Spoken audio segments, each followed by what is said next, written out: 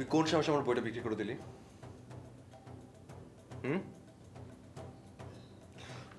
তোকে বইটা দিয়েছিলাম আমি পড়তে, আর তোকে বলেছিলাম যে ওয়ার্ডসওয়ার্থের বই এটা বাংলাদেশে মাত্র 2টা কপি আছে।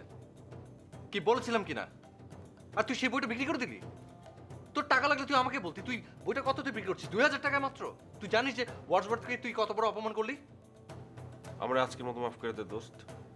আজকে আমি বড় ধরনের একটা ঝামেলা জড়াই গেছি। তোর সাথে তর্ক করতে আমার ইচ্ছা করতেছে। হ্যাঁ, আলতু ফালতু বাহানা জানা আছে আমার এগুলা।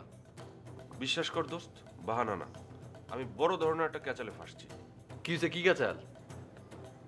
আমি জানি তো তুই তো কোনো আসলে ক্যাচালে জড়স নাই। তোর স্বভাবই এরকম, খালি মিথ্যা কথা বলছ আর ধান্দাবাজি করস। ওকে ফাইন, আমি একটা মিথ্যুক, ধান্দাবাজ, একটা খারাপ ছেলে, তোরা খুব ভালো। ফাইন।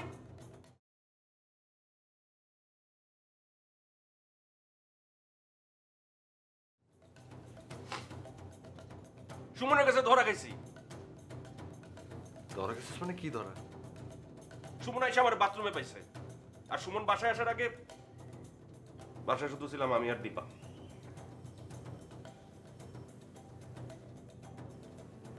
এখন আমি সুমনকে কিছুতেই বিশ্বাস করাতে পারতেছি না। ওর বউর সাথে আমি কিছুই করিনি।